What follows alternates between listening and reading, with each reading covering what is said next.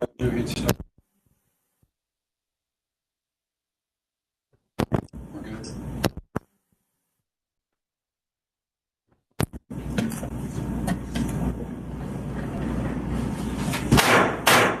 All rise. Oyez, oyez, oyez. The United States Court of Appeals for Veterans Claims is now in session. The Honorable William S. Greenberg presiding. All who have business before this court draw near, and you shall be heard. God bless the United States and this honorable court. Please be seated. Good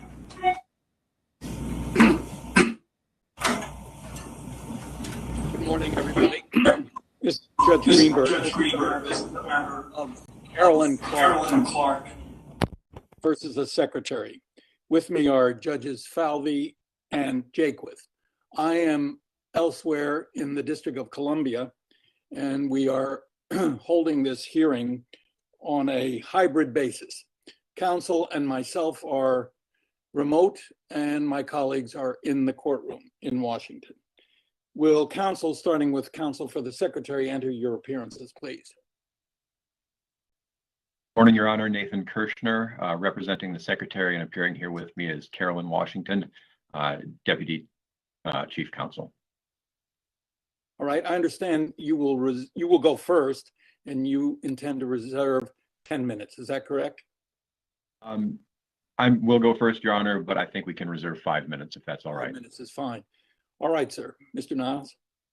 Good morning, Your Honor. John Niles, representing the appellant, who is the respondent to the Secretary's motion to dismiss, Mrs. Clark. Thank you very much. All right, we'll hear from the Secretary. Go ahead. Thank you, Your Honor, and may it please the court. Your Honor, the court's jurisdiction here is limited by Congress, and it's on that basis that the court should dismiss the appeal in this matter.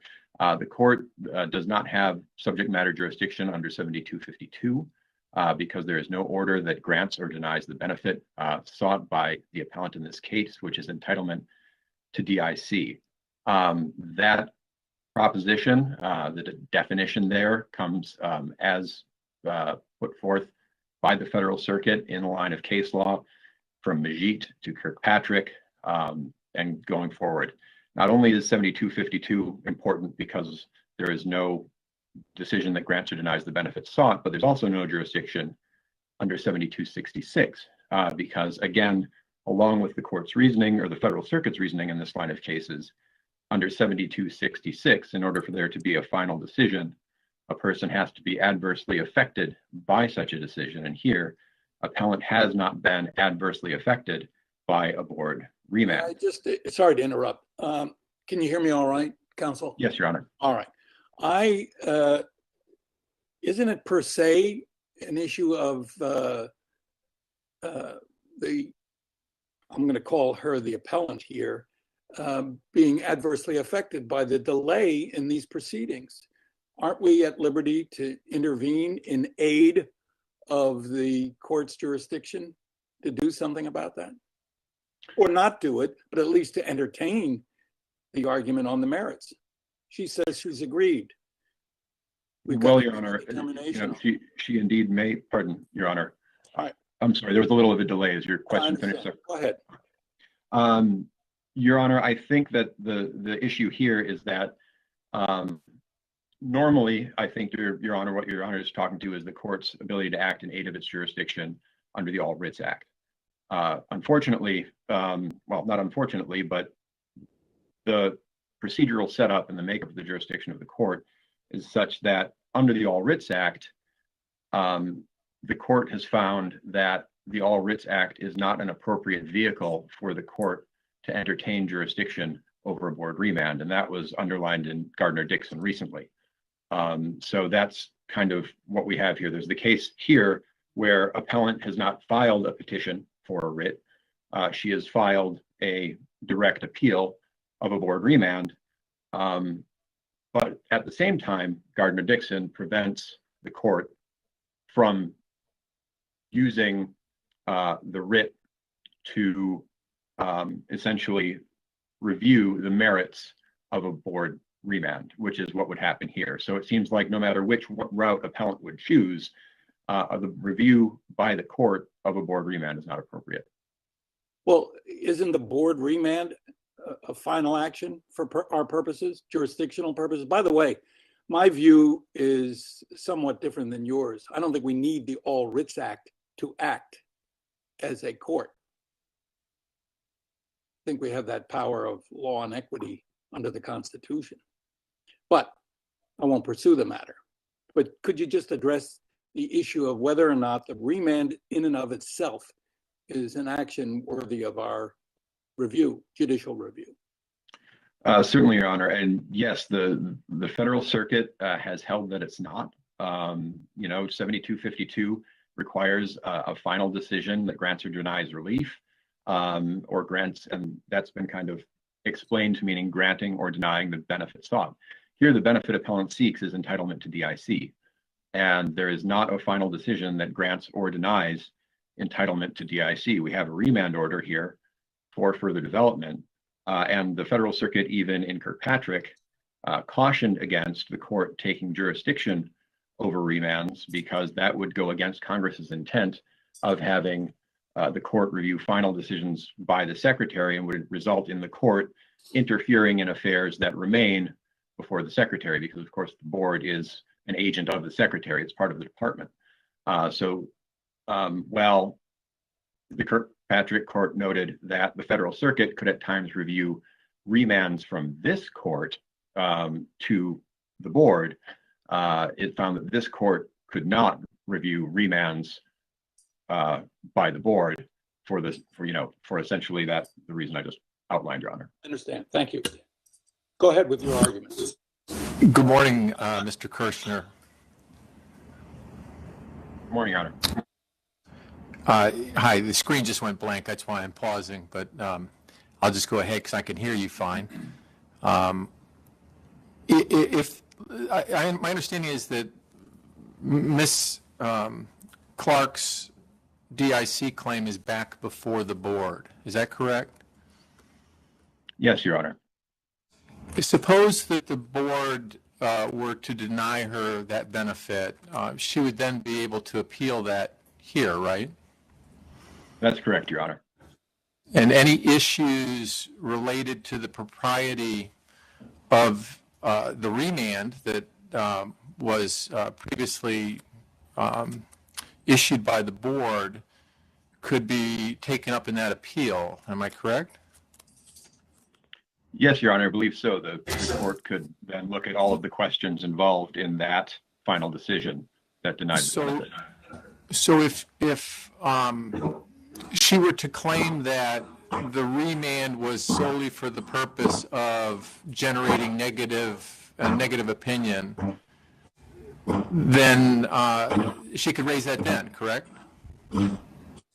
That's correct, Your Honor, and I believe appellants and several of their appeals have raised such arguments before the court. Okay. Would that be proper for the board to remand for that purpose?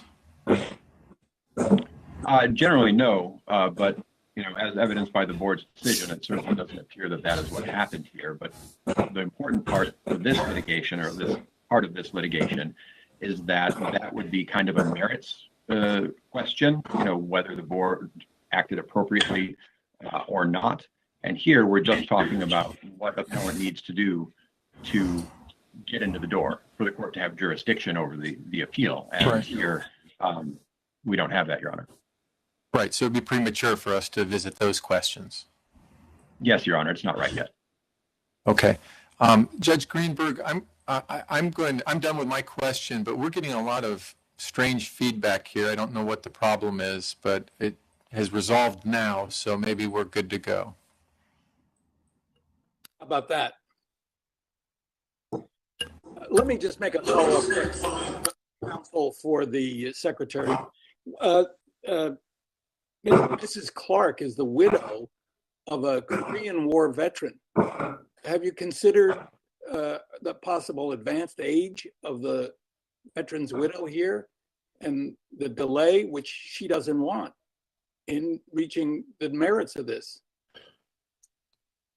Again, Your Honor, the question the secretary believes is before the court is whether the court has jurisdiction over this remand. And the propriety of a delay or any other action at the board just simply isn't ripe until we have a final decision. If appellant were concerned about the delay, the appropriate means of relief in that case would be for them to pursue a petition for the writ of mandamus, but they haven't done so here. Instead, they filed an appeal. So, it just seems like really since the appeal is back at the board, and we don't know what the result of that appeal will eventually be. If it is eventually unfavorable to appellant, then at that point she can appeal. But we don't have that case here yet, Your Honor. What if she dies? Is this case extinguished? That is a hypothetical, Your Honor. I don't know all of the facts regarding other accrued benefits, beneficiaries, things like that would involve the claim of DIC. The only thing before the court right now, Your Honor, we believe is jurisdiction. All right. Well, I understand. All right. Judge Jaquith, did you have a question? Yes, thanks, Judge Greenberg.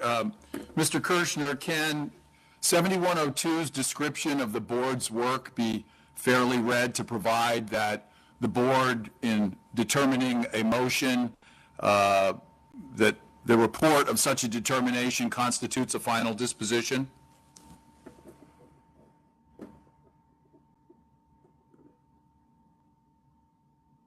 I don't think so, Your Honor. Simply because it talks about generally board decisions. Board decision, has been defined by the Federal Circuit. I think that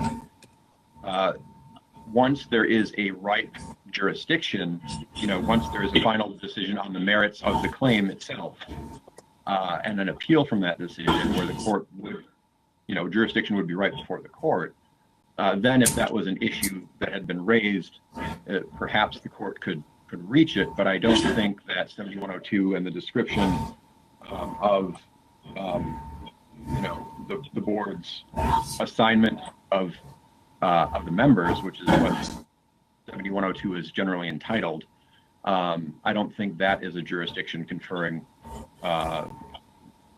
statute in and of itself. I think it's the Federal Circuit's analysis through Majid, Kirkpatrick, et cetera, this court's case in Breeden, are much more instructive as to the court's jurisdiction. And then once the court has jurisdiction, it can pursue, it can go into the board's analysis as to the various questions presented in any given appeal of a final decision. But until we have that final decision, I don't think that 7102 standing by itself is enough to act as that jurisdictional hook, Your Honor. But it doesn't differentiate between a decision on the merits and a determination of a motion in its final disposition conclusion, does it?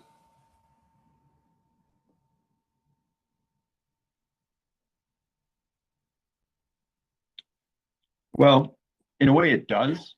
If you look at 7102A, it discusses final decisions on appeals. It doesn't say final decisions on motions. So there is that textual distinction. I think it's, I don't think there's enough of a jurisdictional hook there, Your Honor. I think that when you look at the statutory scheme as a whole, where we have the Federal Circuit having defined essentially what a decision is, and then you have, the idea that other places in the statutes refer to a decision, and I'm thinking here of Q.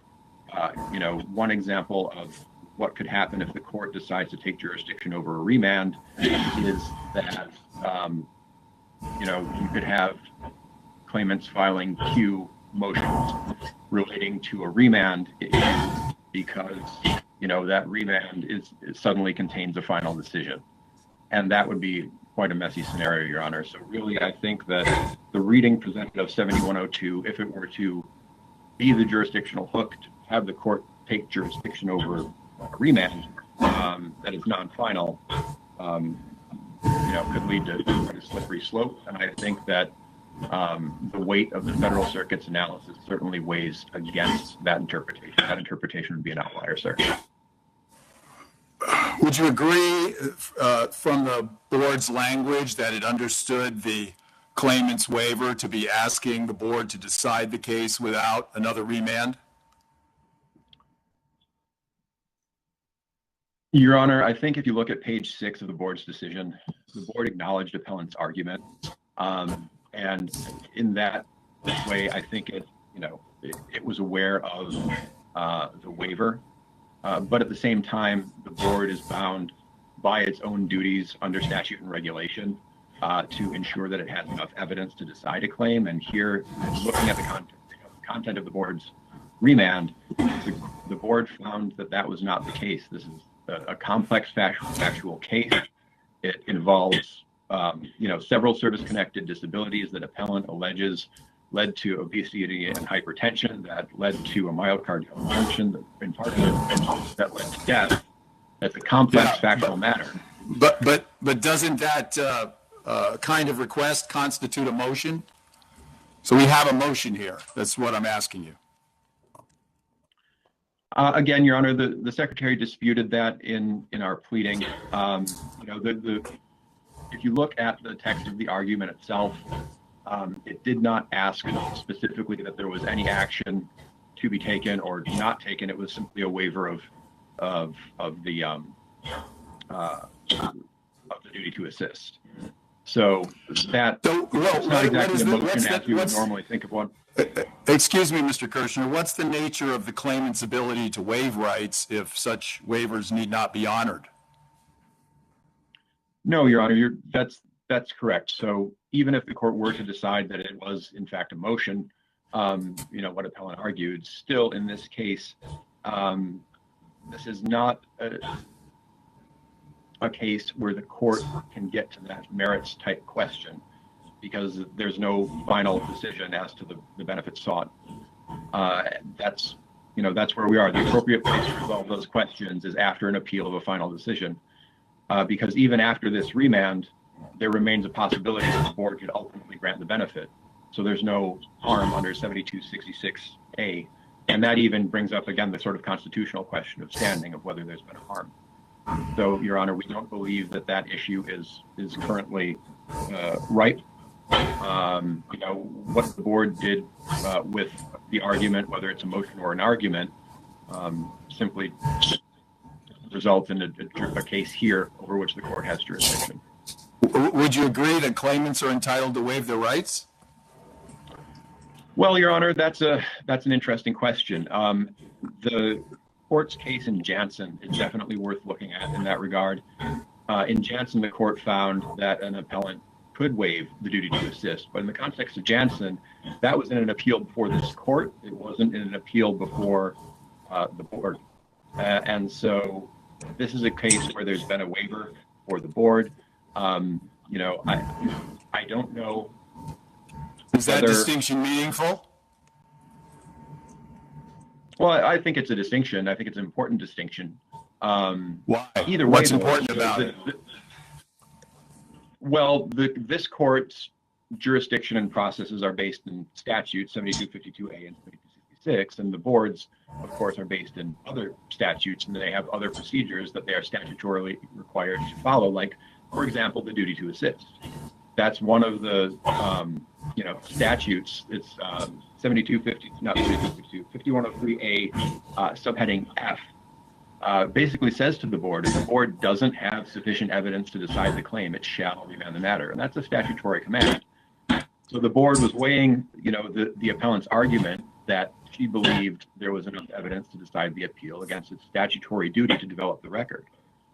So I do think it's different because Jansen considered the statutes that relate to the process of the court and not those that relate to the process of the board. So I do think there's an important distinction. I think, Jansen isn't exactly on point. But again, the important distinction with Jansen is that Jansen was able to get in the door because there was a final denial of the benefits sought in a final board decision. And here, we don't have that.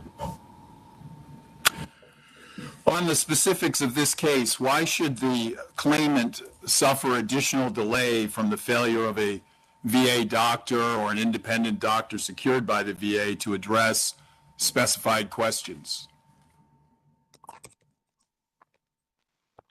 Well, Your Honor, this case hasn't been brought as a petition for extraordinary relief. This has been brought as an appeal of a remand. The appropriate method for challenging delay is through a motion for extraordinary relief under the writ. Now, another important distinction, as the Secretary noted in his Solzy notice that we filed, is that it appears that subsequent to the opinion being rendered and right near the same time as a rating decision was again issued after that opinion, appellant requested to pause further adjudication at the board. So if they're asking, essentially to have this case hurry up at the board, they've nonetheless asked for a pause. So I'm not clear what appellant's counsel's litigation strategy is in this regard. But right now, we have what is an appeal of a remand. That's not right for the court to have jurisdiction. And it's not something that appellant has presented as a writ. And moreover, the court, as I noted earlier in my argument, has cautioned against, or has basically found that using the writ to take jurisdiction over a board remand is not appropriate. So again, appellant could file a writ if they believe that undue delay is the problem, but that is not the appropriate means to address a perceived error in a board remand, Your Honor. And that's from Gardner Davis. Is any review available for denial of a motion short of a motion to grant benefits?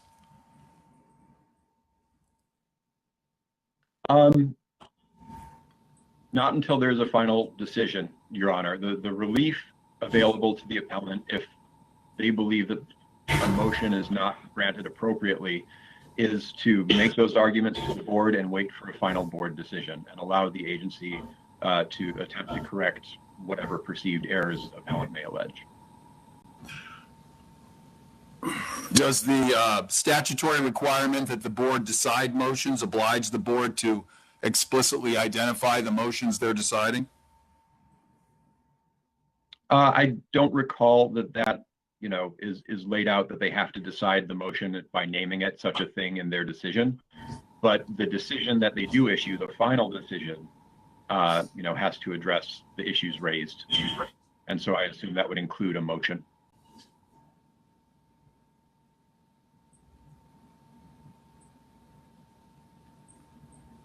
What's the impact of 5103A on what the board can or must do?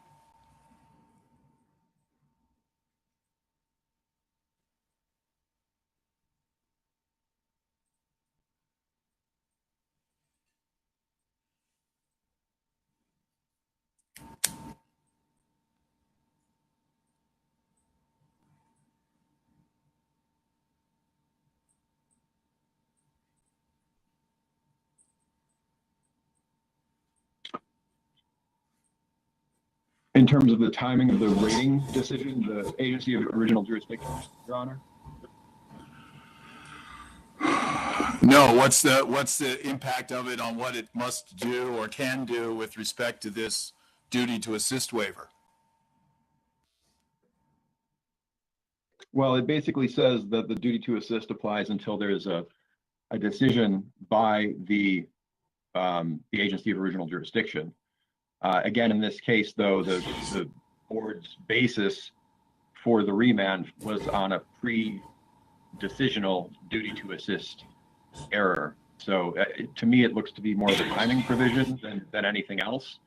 And then 5103AF, basically says that they shall remand unless they're able to grant every benefit sought. So that goes to Judge Greenberg's question about, the appropriateness of a remand to deny or something like that, a development to deny type argument. But that is not what's laid out in statute. The statute says unless you can grant, you have to remand. And that's, from the text of the board's decision, it seems pretty clear that that's what they were trying to do. But again, Your Honor, these are all questions kind of to the merits of whether what happened here was appropriate, and we don't believe that that's here. We believe that the court still doesn't have jurisdiction until there's a final decision on the claim, on the benefit sought.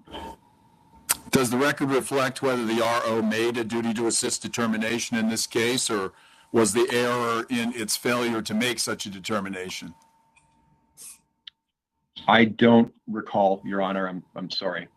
I don't have that in front of me right now, but if you want supplemental information, I can provide it after argument.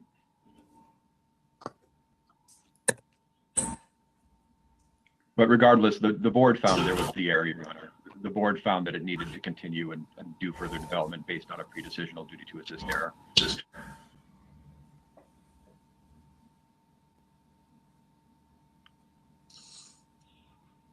I don't have any further questions, Judge Greenberg.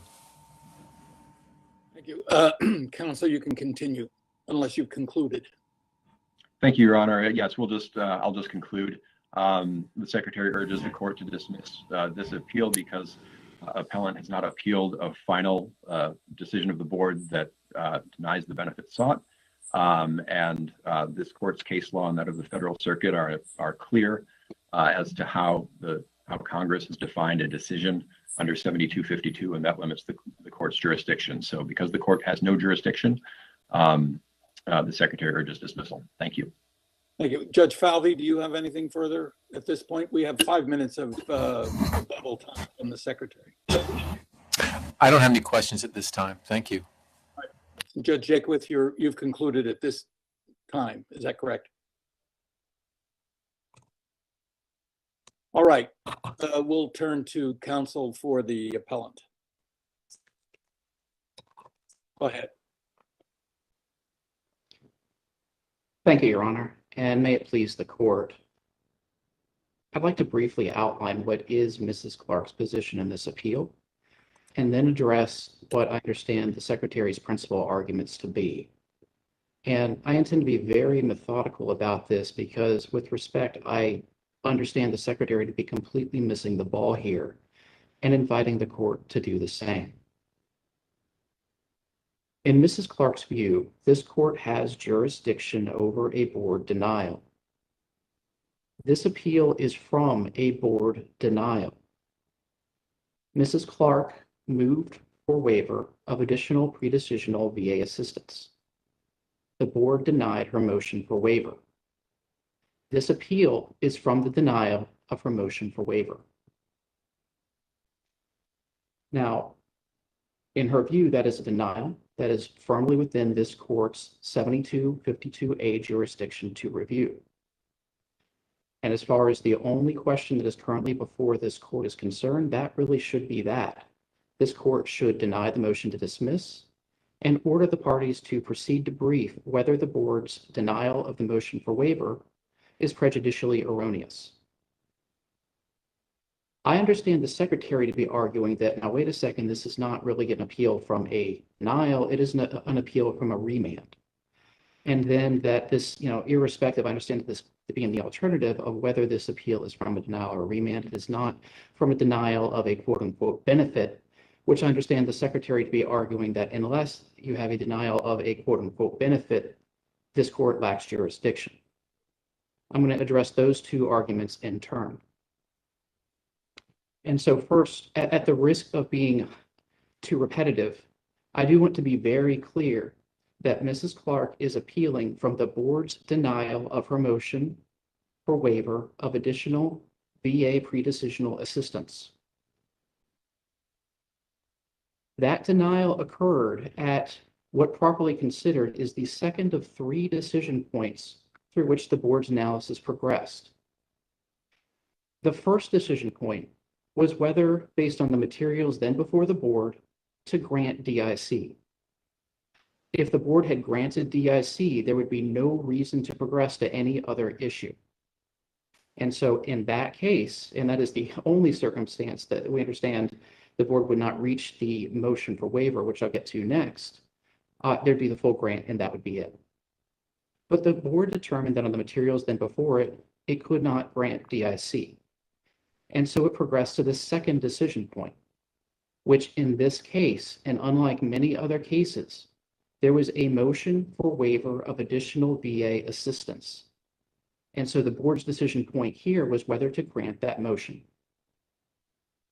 The board determined not to grant that motion, and so it progressed then to a third decision point, which is already having determined not to grant the motion for waiver of VA assistance, whether remand was warranted for additional VA pre-decisional assistance. Mrs. Clark is not appealing from that third decision point of whether to remand. She instead is appealing from the predicate or antecedent or logically upstream second decision point of the board's denial of her motion for waiver of additional assistance. And that distinguishes these cases like Gardner-Dixon, Kirkpatrick, and practically everything else the Secretary relies upon, all of which would speak to what would be here the third decision point if reached, which because it shouldn't have been reached. Mrs. Clark's position, and this will get to the merits, that the board should have granted her motion for waiver of additional assistance. And so what she ultimately is going to be asking this court for in terms of relief is going to look similar to what this court frequently encounters when the board makes a misinterpretation of law, but then in the same written decision proceeds to make a factual finding that relies on that misinterpretation of law, where she's going to ask the court to take away that misinterpretation of law and then set aside the downstream determination. And this is very well within this court's ordinary mode of operations. The Secretary does also argue that Mrs. Clark did not present her waiver in the form of a quote-unquote motion.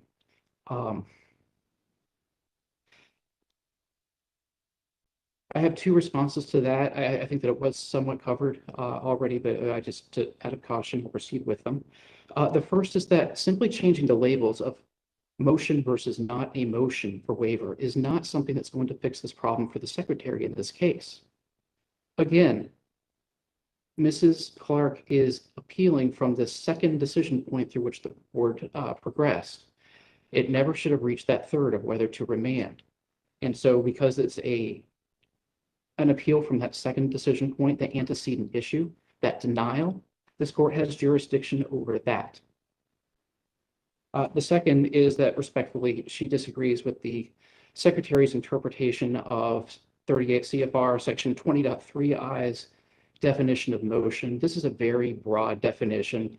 It encompasses any quote unquote request to the board, or I'm sorry, request that the board rule on some question, which is subsidiary to the ultimate decision on the outcome of an appeal. It says that no formal type of document is required, and it highlights the only thing that the board needs is something that quote unquote contains the necessary information. And so here, Exhibit 2, the opposition of the motion to dismiss, you can see Mrs. Clark's April 2020 submission, where she sets forth in writing against that very permissive backdrop what she understands to be a motion for waiver of additional VA pre-decisional assistance. Her husband died in August 2013. She's been pursuing DIC ever since, service connection for his cause of death. She had already gone through multiple board remands. She had seen a decline, not an improvement, of the assistance that VA had been offering. She already thought that she had put in enough development that would be sufficient for a grant. What she wanted, and this is right in line with what is the central promise of the Appeals Modernization Act system, was to make a fully informed choice, advised by counsel, to go for what she thought was her second best option to a grant, which would have been a denial, which she could then either appeal to the Veterans Court, or at the very least have a roadmap that would help her submit a supplemental claim. If I may just interrupt. Can you hear me? Yes, Your Honor. All right. My question is, what about our view, my view, that we have an inherent power to enjoin the Secretary from refusing to do what Mrs. Clark wants him to do, which is that, as you've described it, that second level. Don't we have that power without the All Writs Act? Don't we have that power of equity as referred to in another context by Justice Alito in Henderson? I mean, we have a statute of Congress that said shall, and the interpretation of the Supreme Court was shall means something else. Don't we have that inherent power? Again, I've stated it as a question of injunction. Enjoin the secretary from refusing to do what we as a court tell him to do, which is adopt the position that you've enunciated. Your You Honor, can disagree with me, by the way, but well, Your Honor, on a personal level, I love the I love that position. Mrs. Clark would welcome that position. I worry though that if that were the position of the court, it would be risky for Mrs. Clark in terms of the secretary would move for en banc review and would appeal to the Federal Circuit. And I'm not sure that it would be take the majority view here. And so what I will offer too is that in Groves, this court took jurisdiction over a motion to enjoin the board, an appellant's motion to enjoin the board from taking action. That was no problem for this court to find that it had jurisdiction in Groves, and that's within this court's established framework. And here, this motion for waiver of additional pre-decisional VA assistance is very, very much like that motion to enjoin the board in Groves. And so I would ask that the court perhaps if there's a majority opinion, go through the sort of tried and true analysis of Groves. But then if there is opportunity to write and change minds through a concurring opinion, that would be most welcome and hopefully would change some hearts and minds on this. thank you. Go ahead with your argument. Thank you, Your Honor.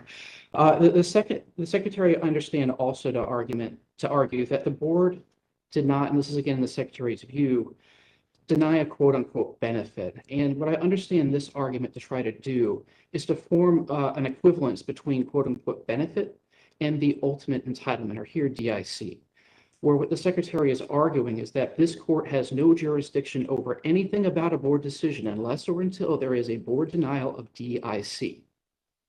That is wrong. This court has, for example, jurisdiction to review a board dismissal. A dismissal is not a denial of an ultimate entitlement. It is a rejection of an appeal seeking that entitlement. This court, as it started made inroads to in the Young case, but more recently readdressed in Grimes, also has jurisdiction over a board determination to refer instead of remand. That's also not a denial of an ultimate entitlement. There are many examples where this court has jurisdiction over something that is not a denial of an ultimate entitlement. And I'll add that the cases from which the Secretary borrows language to get to that, where it's saying this board has jurisdiction over a grant of benefits or denial of benefits, really looking at that doesn't make much sense. 7252A prohibits the Secretary from appealing a decision of the board that is favorable, that is a grant.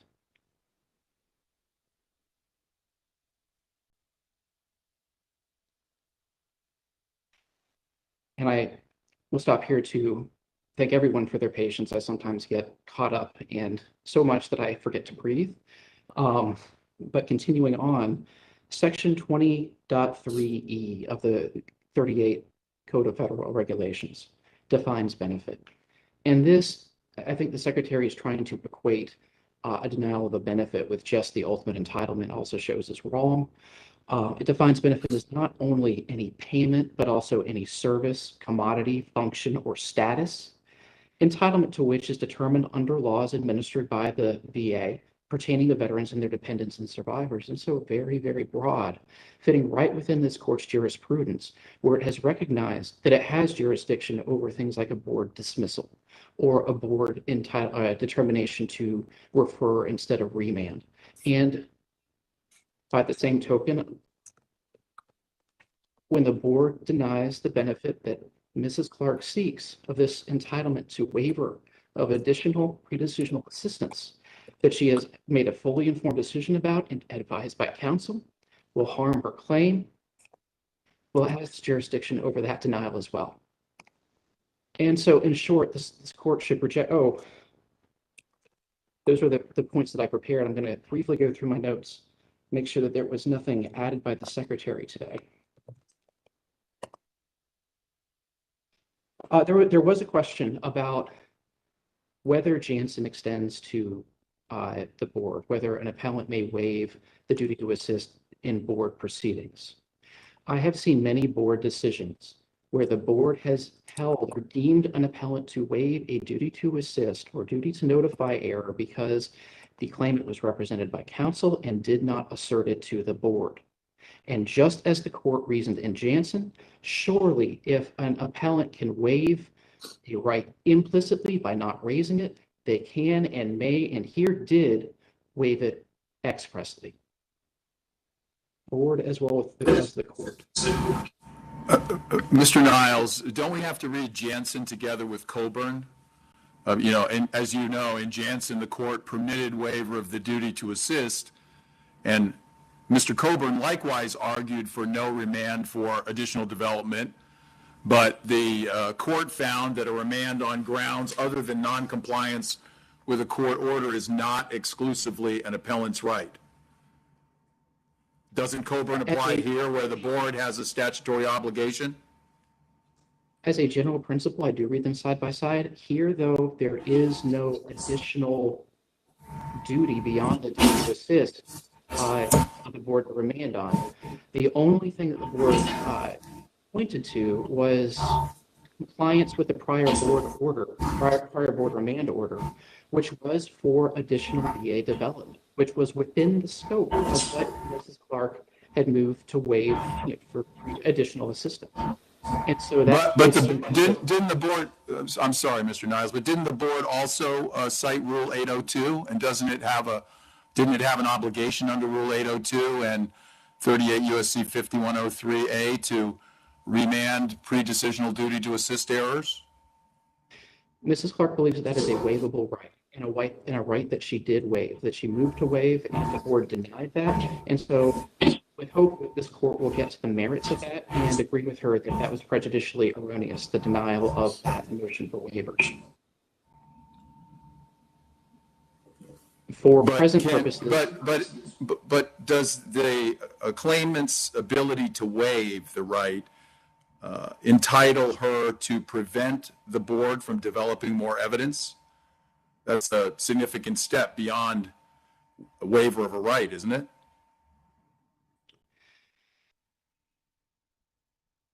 Well, I want to take a step back and agree with the Secretary that this appeal currently is in a posture of just does this court have jurisdiction over the board's denial, and that's where we part ways of her motion to waive. But to answer your Honor's question, on the merits, it is Mrs. Clark's position that she had every right to waive her entitlement in this case to additional VA pre-decision assistance, including what the board had ordered in its prior remand order. And she does hope to be able to explain that position more fulsomely in briefing to this court. Mr. Niles, good morning. This is Judge Falvey. So you keep twisting it back to Mrs. Clark's rights, yet this is a duty of the VAs. And I recognize that oftentimes duties on one party have correlative rights on the behalf of the other party, but if you could elaborate on how her waiver of a right impacts the VA's duty. Gladly, Your Honor. This is a right that Congress, I'll start back. This is a duty that Congress imposed on VA for the protection and for the benefit of veterans and their survivors. As a right that Congress has, or as a duty that Congress has imposed for the protection and benefit of veterans and their survivors, it is a duty that their survivors have the right to waive.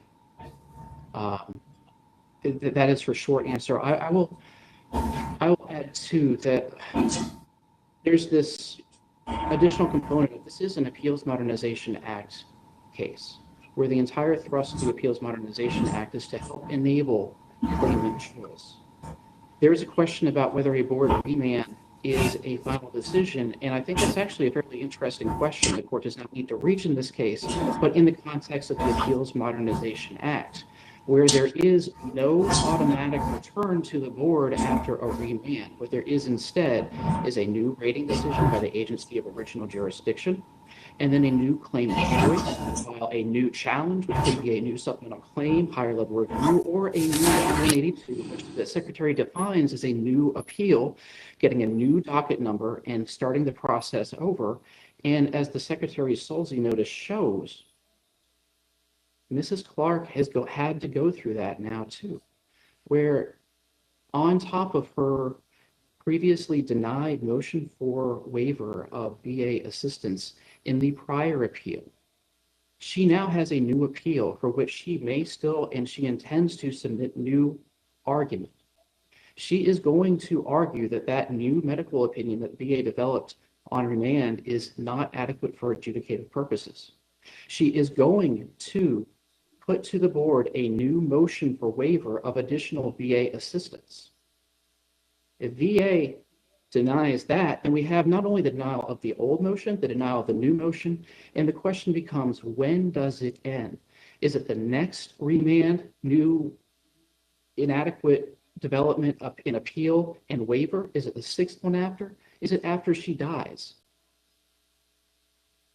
She respectfully submits that the correct answer is that when the board denied her motion for waiver of additional pre-decisional VA assistance, that denial is within this court's section 7252A jurisdiction to review, and that as the matter of statutory interpretation, she stands by her written submissions.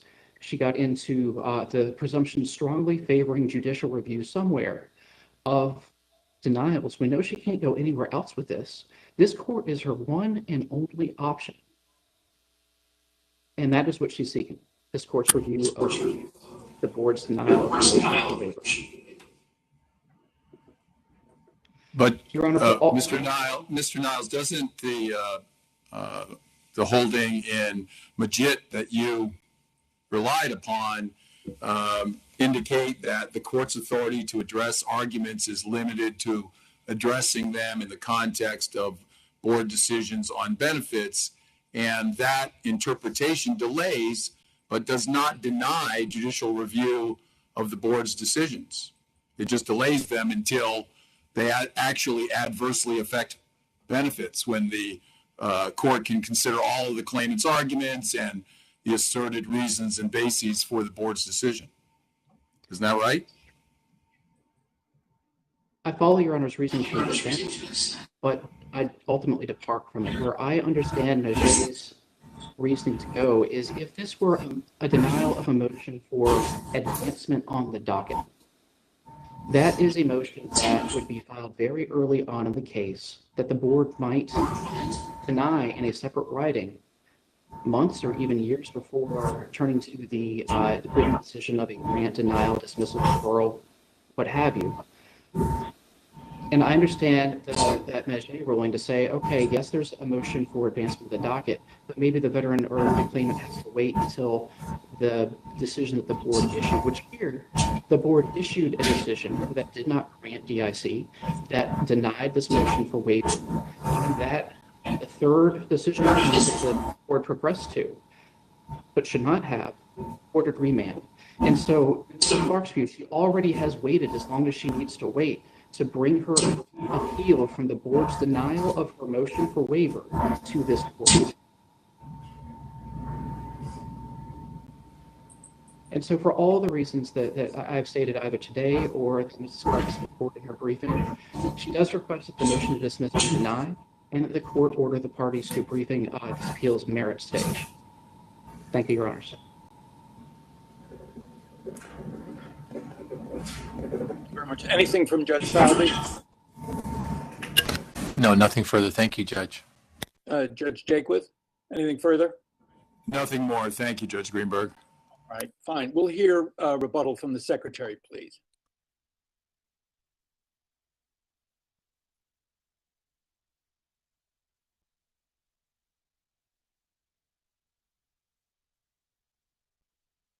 Mr. Kirschner, I can't hear you. I wonder if everybody else. Pardon me, Your Honor, forgot to unmute. Thank you. Your Honors, the court's jurisdiction is predicated on final decisions of the board. That's in the heading of 7252A. The Federal Circuit's case law is clear that a final decision of the board is one that grants or denies benefits or the claim, some aspect of a claim. Every case that the appellant and the secretary have cited to has had a jurisdictional hook in terms of a claim that the board finally denied. There's one in Young, there's one in Groves, there's one in Grimes. Even when the court reached the discussion of dismissals and referrals, other aspects of sort of procedure, there was some final denial of benefits that the board had denied, and that gave this court jurisdiction. This is a direct appeal of a remand that does not have a final denial of the benefit sought, DIC. There's not a final denial of the claim. And for that reason, the court lacks jurisdiction. Appellant goes back to making an argument about different decision points made by the board. Unfortunately, the statute grants the court jurisdiction over decisions and not decision points. So here we have a decision. May I just interrupt for a minute? Yes, Your Honor. Again, I don't want to be considered fixated on the concepts announced by the Supreme Court in Henderson, but shouldn't we take a look back? I mean, that was a question of jurisdiction, really, and the court held that the requirement of 120 days from the decision was not jurisdictional. It was an important procedural rule, but this court was deemed to be the one that made the initial determinations as to whether equitable tolling of the reason it hadn't been filed within the 120 days should be considered. So that was long before the merits were considered. Isn't that analogous to what we have here? Your Honor, I don't believe so. Again, I believe in Henderson there was a final denial of the benefit, regardless of the questions that were raised regarding. Yeah, but I'm raising. Sorry to interrupt, but I'm raising the broader concept. Maybe as Mr. Niles doesn't want me to, but and he would prefer that I do it in a concurring, maybe even a dissenting opinion. I'm speaking only for myself, not my colleagues. But again, aren't we confronted with the fundamental issue of the power of this court to see that an equitable remedy is available to us, regardless of the status below? If it doesn't seem fair or right in the context of a duty to assist statute, which from my standpoint is congressional intent to help the veteran, not to help the department pile on adverse evidence against the veteran. So in that context, what is preventing us from entering an order saying, you've had enough here? The veteran's widow wishes to proceed on the case as it is. Let's decide it on the merits, and we're ordering you to do that. Again, Your Honor, acknowledging your interpretation of Henderson, the Secretary believes that the court's jurisdiction is limited by, the statute here, and the Federal Circuit's precedent defines what that is. And so without that hook, there's simply no relief here. Thank you very much. Okay, if you keep going. That's all, Your Honor. Nothing further. The Secretary urges dismissal because the court does not have jurisdiction. Thank you. Judge Falvey, any questions for counsel? No, thank you very much. Judge Jaquith? No, thanks, Judge Greenberg. All right. Well, I'd like to thank counsel on behalf of my colleagues and the staff of the court. You've done a wonderful job of submitting your written arguments and for making the argument in the context today. Again, I am in the District of Columbia. My colleagues are elsewhere in the District of Columbia, and we thank counsel. It would be traditional if we were all together to come down and greet counsel in the courtroom. That is not going to happen today, but the matter is submitted. Thank you again.